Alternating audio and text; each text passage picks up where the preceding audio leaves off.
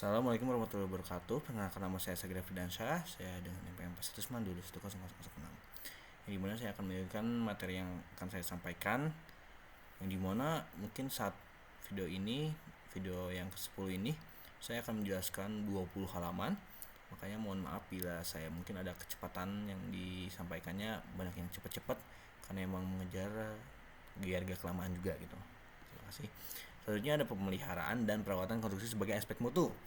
Jadi kayak mengacu pada rangkaian aktivitas yang bertujuan untuk memastikan bahwa suatu konstruksi tetap berfungsi dengan baik, memiliki umur panjang pakai yang panjang serta sesuai dengan standar mutu yang ditentukan. Hal ini melibatkan inspeksi rutin, perbaikan dan tindakan pencegahan terhadap kerusakan. Maksud pemeliharaan dan perawatan konstruksi, tujuannya yaitu adalah untuk pemeliharaan dan perawatan konstruksi itu adalah memastikan si keandalan strukturnya gitu, memastikan keumur bangunannya, mengurangi risiko kegagalan konstruksi dan juga menjaga kenyamanan serta keselamatan pengguna. Jadi kayak tujuannya tuh adalah tujuannya tuh biar gak cepet rusak, terus mengidentifikasi risiko kecelakaan, kegagalan apapun itu dengan cara memelihara dan perawatan konstruksi gitu loh. Jadi setelah kita beres proyek kan otomatis kita ada biaya pemeliharaan juga kan, karena kalau misalkan gak ada pemeliharaan ya kan nggak tahu gitu loh, siapa tahu dengan hal-hal yang tidak diperkirakan selanjutnya ternyata bikin konstruksi lebih cepat rusak, kan nggak tahu gitu loh. Makanya sebisa mungkin harus ada biaya pemeliharaan. Selanjutnya ada langkah-langkahnya nih. Yang pertama, inspeksi rutin, udah pasti kita harus mengecek selalu, melihat selalu, memperhatikan selalu gitu, semua kalau bisa dengan detail gitu loh, biar tahu gitu kerusakannya apa aja. Lalu selanjutnya ada pencatatan dokumentasi sebagai laporannya. Lalu yang ketiga ada penjadwalan pemeliharaan nih. Jadi kita harus menjadwal si pemeliharaan itu harus dijadwal gitu, biar gak asal-asalan gitu. Lalu ada perbaikan, udah pasti, karena kalau ada yang rusak udah pasti harus diperbaiki dan direhabilitasi. Lalu ada pemantauan pasca perbaikan, apakah setelah perbaikannya itu jadi lebih baik atau lebih kurang atau ternyata harus diperbaiki lagi, kita nggak tahu. Makanya harus ada pemantauan pasca perbaikan. Lalu ada evaluasi dan penyesuaian, kaji ulang prosedur pemeliharaan untuk efisiensi dan peningkatan kedepannya. Lalu selanjutnya ada kendala yang mungkin terjadi dan solusinya. Yang pertama, kurangnya anggaran untuk pemeliharaan, udah pasti, karena kadang banyak proyek, kadang banyak konstruksi yang ternyata di akhirnya mereka nggak punya biaya pemeliharaan karena tidak disiapkan dari awal. Banyak sekali. Di Google ada banyak. Lalu ada solusinya juga nih, mengintegrasikan rencana anggaran pemeliharaan sejak awal dalam siklus proyek kan. Jadi sejak awal kalau bisa udah ada gitu anggaran untuk pemeliharaan tuh dikhususkan gitu, kalau bisa sebisa mungkin. Atau enggak ternyata udah direncanain tapi belum ada uangnya juga nggak apa-apa, setidaknya udah ada rencananya, jadi nggak asal-asalan gitu loh. Selanjutnya ada kendala keterbatasan sumber daya manusia yang kompeten. Ya, memberikan pelatihan kepada tim pemeliharaan atau menggunakan jasa konsultan. Selanjutnya ada akses sulit ke lokasi tertentu dalam bangunan menggunakan teknologi seperti drone atau alat deteksi modern. Kendala ketidakpatuhan terhadap jadwal pemeliharaan menggunakan perangkat lunak manajemen proyek untuk mengingatkan dan mengelola jadwal. Contoh penerapan bangunan tinggi, inspeksi dan pembersihan kaca serta pengecekan sistem kelistrikan. Jalan dan jembatan, pelapisan ulang aspal, banyak maksudnya. Contoh proyeknya ada MRT Jakarta, pembangunan sistem rel dan fasilitas pendukung seperti lift. Lalu kalau di dunia ada Menara Eiffel, pemeliharaan cat dilakukan setiap 7 tahun sekali untuk mencegah karat dan mencegah daya tarik visual.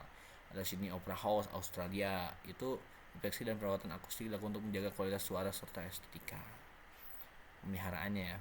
Ada teori yang melandasi ada teori preventive maintenance oleh Frederick Taylor, ada building maintenance teori oleh Seeley, dia ada 2. Lalu ada peraturan dan standar yang berlaku, ya ada SNI, ada ISO yang internasionalnya terkait konstruksi dan pemeliharaan seperti ISO 9001, ada ISO 55000 dan standar khusus industri. Contoh standar di Indonesia SNI 1726 2019, SNI 03 2404 1951. Teknologi dalam pemeliharaan ada BIM, ada IoT untuk sensor-sensor, ada drones dan robotik, Ada metode pemeliharaan, ada macam-macam nih. Nah, ada corrective maintenance, perbaikan setelah terjadi kerusakan. Jadi kalau udah ada rusak langsung diperbaiki.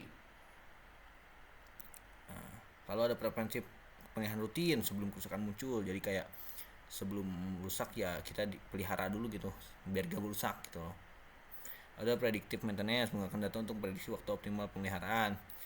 Menggunakan data nih apakah ini diprediksi gitu loh, kemungkinan besar bakal rusak atau enggaknya, jadi kita prediksi dari si predictive maintenance ini. Lalu ada conditional based maintenance, pemeliharaan berdasarkan kondisi aktual konstruksi, bukan jadwal tetap tiba-tiba lah itu mah.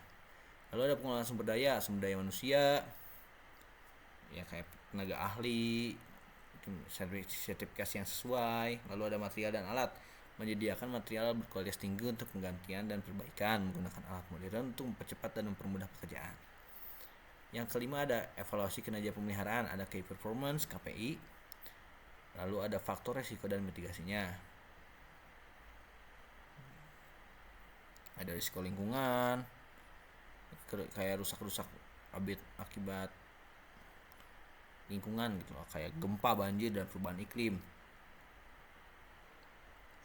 Untuk mitigasinya desain adaptif seperti konstruksi tahan gempa atau sistem drainase yang baik. Lalu ada risiko operasional, kerusakan yang disebabkan oleh pengguna berlebihan atau tidak sesuai.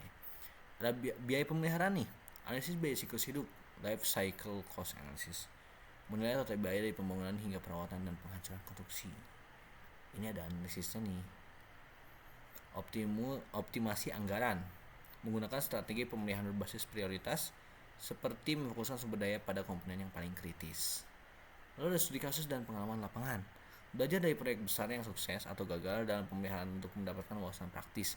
Jadi kita tuh harus belajar selalu dan melihat selalu dan mengidentifikasi dan mengevaluasi selalu dan melihat selalu di mana nih kesalahan-kesalahan yang terjadi di proyek-proyek yang ada di luar sana gitu, agar sebisa mungkin tidak terjadi.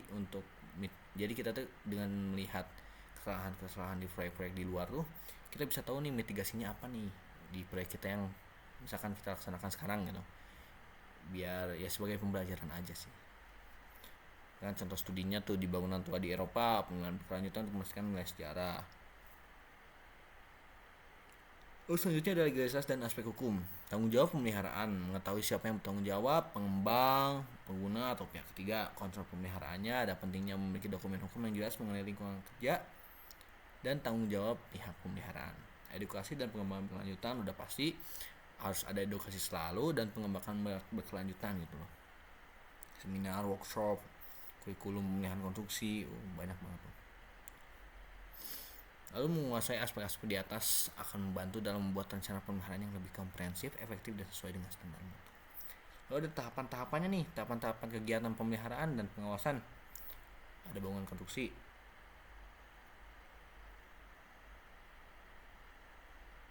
misalkan untuk menjaga mutu gitu. Jadi kayak tahapan kegiatan pemeliharaan dan pengawasan bangunan konstruksi dilakukan untuk menjaga mutu serta kondisi bangunan agar tetap layak digunakan sesuai fungsinya. Tuh. Berikut langkah-langkahnya. Pertama, perencanaan pemeliharaan dan pengawasan.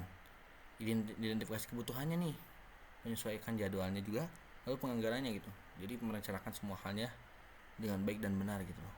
Kayak misalkan identifikasi nih, misalkan kerusakannya apa, butuhnya apa, lalu apa yang harus dibeli, apa yang harus dilakukan, apa yang harus disewanya, siapa yang harus melakukannya gitu, itu diidentifikasi gitu. Lalu ada jadwalnya udah pasti, lalu penganggarannya, keuangannya udah pasti. Ada inspeksi awal, pemeriksaan visual, pengujian teknis. Lalu ada pelaksanaan pemeliharaan, itu pelaksanaannya. Lalu ada pengawasan dan dokumentasi, ada evaluasi dan tindak lanjut, lalu ada pelaporan ya, kepada pemilik atau pihak terkait. Nah, ada hubungan antara masa pakai bangunan dengan mutu bangunan. Peraturan dasar teorinya ada SNI 2847 2019, ada SNI 1726 2019, ada UU nomor 28 tahun 2002, ada Permen PUPR nomor 22 tahun 2018. Dasar teorinya teori mutu material, teori pemeliharaan, teori perencanaan dan desain. Penerapan di dunia dan di Indonesia. Penerapan di dunia di Jepang, di Eropa, Penerapan di Indonesia, penerapan SDG terkait pertimbangan kondisi geografis, langkah peningkatan mutu dan masa pakai bangunan, perencanaan, pemilihan desain dan sesuai dengan kondisi lingkungan, pelaksanaan konstruksi, pengawasan ketat terhadap proses konstruksi, menggunakan tenaga kerja terampil dan profesional, pemeliharaan. Nah, untuk pemeliharaan sih banyak ya, cuma rata-rata kayak gitu pemeliharaan tuh mirip di semua bidang, juga sebenarnya mirip untuk pemeliharaan. Kendala dan solusi. Kendalanya anggaran terbatas, kurangnya kesadaran pemeliharaan, tenaga kerja kurang terampil, itu kendalanya. Solusinya adalah meningkatkan anggaran, lalu pemilihan material kualitasnya, edukasi tentang pentingnya pemeliharaan berkala, pelatihan tenaga kerja untuk meningkatkan keterampilan gitu loh, biar enak gitu loh. Ini bisa dilihat ada tabel estimasi masa pakai bangunan berdasarkan jenis bangunan standar internasionalnya, kayak perumahan 50 tahun, bangunan industri 40 tahun, 70 tahun tuh. Lihat ada banyak bangunan perumahan, bangunan komersial, bangunan industri, jembatan, infrastruktur lainnya, bangunan bersejarah. Ini ada penjelasannya sih, kayak misalkan kenapa bangunan perumahan masa pakainya cuma 100 tahun atau lebih jika menggunakan material berkualitas tinggi dan dilakukan perawatan rutin. Bangunan komersial dirancang untuk penggunaan jangka panjang dengan renovasi atau modernisasi dalam siklus 20-30 tahun. Bangunan industri bergantung pada kondisi material dan beban kerja, masa pakai lebih pendek jika terkena beban berat atau kondisi lingkungan ekstrim. Banyak sih, banyak faktornya. Ada kondisi lingkungan, ada pencemaran udara, perubahan iklim, itu sangat mempengaruhi juga. Ada sistem pemeliharaan atau renovasi, teknologi yang mendukung mutu dan masa pakai bangunan, material inovatif, teknologi rekonstruksi, sistem monitoring, aspek ekonomi dan lingkungan, efisiensi biaya, bangunan ramah lingkungan, kebijakan dan regulasi, studi kasus dan benchmark, kasus global, kasus Indonesia sebagai pembelajarannya. Tantangan masa depan, urbanisasi pertumbuhan populasi yang dapat meningkatkan kebutuhan bangunan dengan masa pakai panjang, digitalisasi atau otomasi, implementasi teknologi digital seperti AI atau IoT untuk mengoptimalkan perencanaan dan pemeliharaan, resilience bangunan terhadap bencana. Mutu yang diharapkan dalam suatu proyek. Mutu dalam suatu proyek konstruksi merujuk pada sejauh mana hasil proyek memenuhi persyaratan teknis, fungsional, estetika, dan operasional sesuai dengan spesifikasi yang telah ditentukan. Mutu ini mencakup aspek keamanan, efisiensi, daya tahan, dan kesesuaian terhadap kebutuhan pengguna. Mutu yang diharapkan dalam proyek teknis, fungsional, estetika, ekonomis, ramah lingkungan. Jadi mutu yang diharapkan ya. Dan keamanan juga nih. Lalu yang kelima, langkah-langkah untuk mencapai mutu proyek. 1.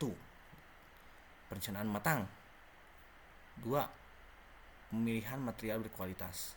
Yang ketiga, manajemen proyek yang efektif. Yang keempat, pengawasan dan inspeksi berkala. Yang kelima, pelatihan dan pengembangan tenaga kerja. Yang keenam, uji coba dan sertifikasi. Nah, itu yang terakhir. Lalu yang ketiga, kendala yang mungkin terjadi dan solusinya.